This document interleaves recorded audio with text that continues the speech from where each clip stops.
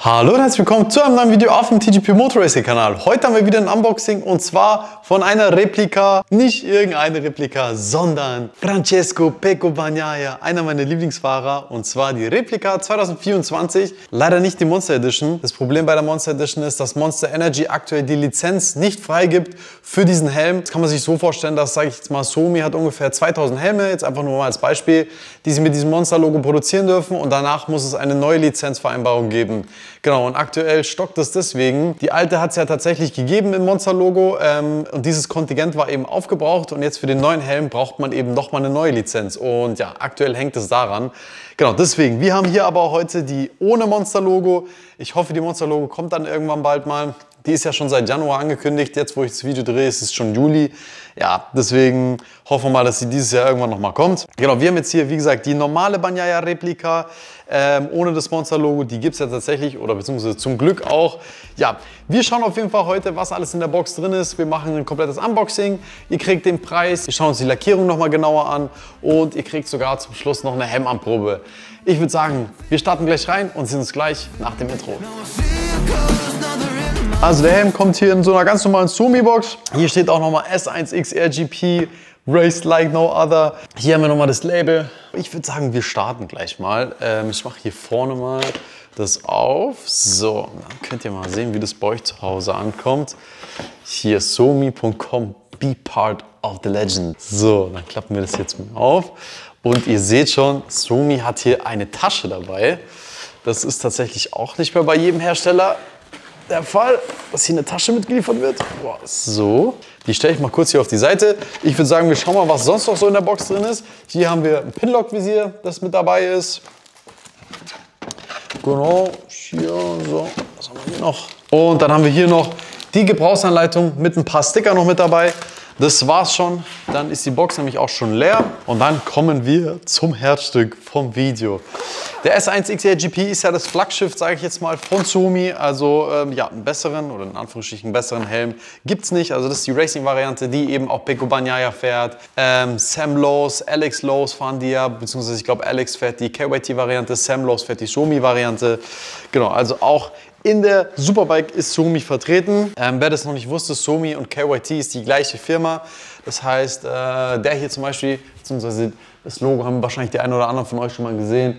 Genau, oder hier auch auf der Seite, genau, haben wir es auch nochmal, ist im Prinzip die gleiche Firma wie Suomi. Also der KX1 und der S1X RGP sind die gleichen Helme. Genau, zur Tasche hier noch. Genau, hier passt der Helm super rein, kann man natürlich super mitnehmen. Auch wenn man jetzt zum Beispiel mal im Winter zum Kartfahren oder so geht, natürlich cool, dann kann man gleich seinen Helm hier mitnehmen. Auch auf der Rennstrecke natürlich geil, mit so einer Helmtasche anzukommen. Das muss man sagen, ist wirklich sehr, sehr cool. Und da muss man sagen, so eine Tasche ist jetzt auch nicht so aufwendig, gerade bei so einem teuren Helm. Das könnten andere Hersteller eigentlich auch machen. Naja. Dann haben wir hier auf jeden Fall das Säckchen noch drüber. Die 2025er Replika gibt es ja noch nicht. Die Replikas gibt es immer ein Jahr später. Das heißt, die 2023er Replika, die haben wir auch schon mal unboxed. Die verlinke ich hier oben rechts mal, dann könnt ihr euch die nochmal anschauen. Die gab es eben 2024. Jetzt 2025 gibt es die 2024er Replika und nächstes Jahr gibt es dann im Prinzip die 2025er Replika. Genau, also das ist im Prinzip der vom letzten Jahr der Helm, aber der aktuelle in der Suomi-Kollektion 2025. So, wir schauen uns den gleich noch im Detail an. Jetzt ziehe ich erstmal die Folie weg und dann schaut ihn euch einfach mal 360 Grad an. Also Pecco Bagnaia Replika 2024.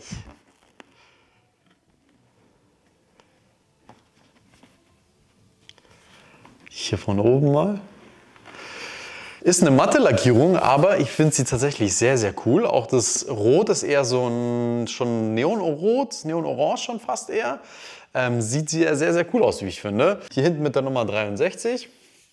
Also der Helm sieht und fühlt sich auf jeden Fall schon mal gut an. Ihr könnt natürlich gerne mal in die Kommentare schreiben, ob das euer Fall wäre, ob es euer Helm wäre. Ich denke mal für so einen Pecco-Fan oder beziehungsweise auch generell für jemanden, der eine Ducati zum Beispiel hat, in so einem Rot. Ein ziemlich geiler Helm. Ja, schreibt auf jeden Fall mal eure Meinung in die Kommentare. Ich bin gespannt, ob ihr den Helm fahren würdet oder nicht. Dann kommen wir zu den Features vom Helm. Das Material ist eine Tree-Fiber-Verbundschale, setzt sich im Prinzip aus 3 Komponenten zusammen. Einmal Glasfaser, Kevlar und Carbon. Genau, das ist im Prinzip die Schale von Suomi und KYT, die haben beide diese Tree-Fiber-Verbundschale. Gewichtstechnisch liegt der Helm jetzt hier bei 1450 Gramm in der Größe M. Das ist natürlich immer unterschiedlich, wenn ihr Größe L und XL habt, ist ja ein bisschen schwerer. Also da könnt ihr nochmal so 50 Gramm ungefähr draufrechnen. An sich in der Kategorie FIM-Helme ist ja relativ leicht. Es gibt natürlich auch noch leichtere Helme, die sind aber dann nicht FIM zugelassen. FIM zugelassen ist ganz wichtig für so Racer, also gerade die World Superbike und MotoGP fahren, beziehungsweise generell in FIM-Serien unterwegs sind, die brauchen einen FIM zugelassenen Helm. Der unterscheidet sich nochmal ein bisschen zur ECE 2206. Die FIM-Zulassung ist nochmal ein bisschen strenger, sage ich jetzt mal. Da werden andere Kriterien getestet, die eben gerade auch für die Rennstrecke zum Beispiel Sinn machen. Nichtsdestotrotz hat der Helm natürlich trotzdem die ECE 2206 Zulassung und kann ganz normal auf der Straße gefahren werden. Preislich liegt der Helm hier bei 939 €. Das ist der Listenpreis von Suomi.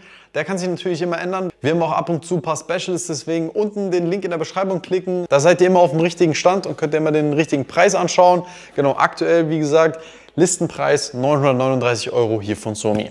Ich habe euch mal ein bisschen näher geholt, damit wir uns den Helm jetzt nochmal genau anschauen können. Also fangen wir an mit der Belüftung. Hier haben wir einmal die Kinnbelüftung. Die wird hier unten im Prinzip im Kinn geschalten. Das heißt, ich zeige euch das mal. Ich hoffe, man kann es ganz gut erkennen. Also hier oben den Schalter hochdrücken oder runterziehen. Genau, und dann kann hier im Prinzip das geöffnet oder geschlossen werden. Hier an der Seite, ich weiß nicht, ob man es sehen kann, ich hoffe es. Ich zeige es auch gleich später nochmal. Da kann man noch einen Trinkschlauch mit dazu legen. Dann haben wir hier oben für den Stirnbereich die Lufteinlässe. Die habe ich ja letztes Mal bemängelt bei den alten Varianten, dass das hier so ein bisschen, ich sag mal, billig wirkt, weil es gefühlt gleich abbricht. Es ist ein bisschen besser geworden, also Suomi hat auf jeden Fall den Schalter geändert. Es ist immer noch nicht perfekt, aber es ist schon auf jeden Fall deutlich besser als letztes Jahr. Ja, ihr seht es. Ja, kann man auf jeden Fall, denke ich mal, schöner lösen. Dann hier oben kann man noch zwei Schalter, die wir betätigen können, auch unabhängig voneinander. Genau, und das war schon soweit mit der Luftzufuhr. Dann kommen wir zum Visier, das ist auch FIM homologiert. Im Prinzip darf das bei der FIM-Variante nicht aufschnappen. Das heißt, ja, ihr seht, es kann nicht einfach so hochklicken. Das ist gerade auch wichtig, wenn ihr zum Beispiel stürzt im Kies oder so seid, dass das Visier euch nicht hochschnappt. Dazu müsst ihr nämlich bei dem Suomi-Visier hier den roten Knopf reindrücken und dann das Visier hochdrücken. Es ist ein relativ kleiner Knopf, das ist ein bisschen schwierig, gerade mit einem Handschuh, aber wenn ihr Übung habt, sage ich mal, kriegt ihr es hin. Am Anfang habe ich da ein bisschen gebraucht, um das hinzukriegen. Aber ja, mittlerweile kriege ich es ganz gut hin. Aber ihr werdet sehen, wenn ihr das erste Mal den Helm anschaut, dass ihr da auch so ein bisschen vielleicht am ersten Mal Probleme haben werdet. Dann ist das Visier natürlich ganz normal rastbar. Es gibt hier so 4 Stufen, glaube ich, insgesamt. Genau, also ganz offen, eine Stufe, zweite, dritte, dann so fast geschlossen und dann im Prinzip komplett geschlossen. Also sagen wir mal so 5 Stufen. Es gibt natürlich einige Helmhersteller, wo das ein bisschen schöner ist, beziehungsweise auch schöner rastet. Das ist hier so ein bisschen sehr hakelig, wie ich finde. Aber das ist natürlich Meckern auf hohem Niveau. Im Racing-Bereich habt ihr euer Visier ja normalerweise zu, deswegen braucht ihr das eigentlich nicht. Diese Rastbarkeit für die Straße, wer den für die Straße fährt, ja, müsst ihr euch vielleicht ein bisschen daran gewöhnen. Wie gesagt, es ist Meckern auf hohem Niveau und ich glaube, dass man sich da auch mit arrangieren kann, wenn man es mal drin hat. Dann komme ich mal ein bisschen nach vorne. Ich habe leider keinen Kameramann dabei, aber so kann ich euch das Innenleben vom Helm hier ein bisschen besser zeigen. Hier sieht man noch einmal das FIM-Label, im Prinzip hier am Kinnriemen. Das Pflicht ist, wenn im Prinzip der Helm FIM zugelassen ist. Das heißt, hier an diesem Label könnt ihr auch immer erkennen, ob es wirklich ein FIM-Helm ist oder nicht. Dann eines meiner Favorites bei Suomi ist tatsächlich das Innenleben. Schaut euch mal an, wie schön das aussieht. Das ist so ein Alcantara-Stoff hier und es sieht wirklich einfach so hochwertig aus. Das habe ich ja letztes Mal bei Shoei ein bisschen bemängelt, aber hier bei Suomi wirklich, sieht einfach geil aus. Also ihr kauft einen hochwertigen Helm und kriegt ja auch wirklich eine hochwertige Optik. Ja, ich weiß nicht, ob ihr das so ein bisschen fühlt, wie ich das fühle, aber das ist natürlich schon was, wo ich dann auch Wert drauf lege, dass wenn ich viel Geld ausgebe, dass es natürlich dann auch passt und auch optisch hier wunderschön aussieht. Dann gehen wir noch mal ein bisschen genauer auf die Lackierung ein. Ich zeige euch die jetzt noch mal. Starten wir hinten eben mit der 63 hier von Pecco. Hier Starlane, der Designer im Prinzip von dem Helm. Warte mal, ich schließe einmal kurz das Visier, damit ihr das ein bisschen besser sehen könnt. Ja, dann hier das Suomi-Logo, dann das Lenovo-Logo. Das ist im Prinzip einer der Hauptsponsoren von Ducati. Ja, hier ist normalerweise das Monster-Logo. In der Variante ist jetzt eben das Go Free, steht hier drin. Genau, hier nochmal Pecco Bagnaia Official Fan Club, so ein ganz kleines Logo. Ja, hier hinten Go One Free. Ja, die 1 natürlich noch, weil er ja Weltmeister war. Hier hinten auch nochmal das Go Free. Hier die 3 Sterne, weil er ja 3 Weltmeistertitel mittlerweile hat. Und dann von oben nochmal hier das Ducati-Logo. Und ja, so ein Muster. Hier auch nochmal mit diesem Go Free Schriftzug auch auf der anderen Seite. Das ist auch nochmal drin. Ja, sieht, wie ich finde, sehr, sehr cool aus. So, und dann hier nochmal von vorne.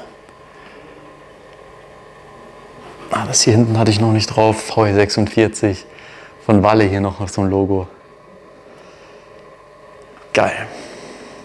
Dann bin ich wirklich gespannt, was ihr zum Helm sagt. Schreibt es auf jeden Fall gerne mal in die Kommentare. Ich würde sagen, wir kommen jetzt mal hier zur Anprobe vom Helm, damit ihr den noch mal gesehen habt, wie er auf dem Kopf getragen aussieht. Ja, ich drehe mich auch hier gleich wieder 360 Grad, damit ihr ihn auch mal von allen Richtungen gesehen habt. Das ist jetzt Größe M. Ihr habt gesehen, der flutscht bei mir sehr, sehr leicht drüber. Ja, ich habe normalerweise Größe S. Ja, deswegen ist er jetzt hier ein bisschen locker. Ja, aber ihr könnt den Helm natürlich trotzdem einmal hier von allen Seiten sehen. Die einen oder anderen kennen den natürlich von euch auch schon aus der MotoGP oder von eben Bildern auf Instagram von Pecco. Dann zeige ich euch den hier nochmal von oben. Sonst, der Helm fühlt sich angenehm an, beziehungsweise das Polster, das liegt hier relativ gut bei mir an. Wie gesagt, das ist eigentlich zu locker, weil es Größe M ist. Ja, sonst der Sichtbereich ist natürlich top. Das habe ich auch schon bei den anderen Suomi-Varianten, die wir hier unboxed haben, oder auch bei den KYT-Varianten gesagt, dass ich hier oben gar nichts sehe, außer diesen Verschluss hier von dem Visier, das sehe ich. Aber sonst braucht ihr euch vom Sichtfeld keine Sorgen machen.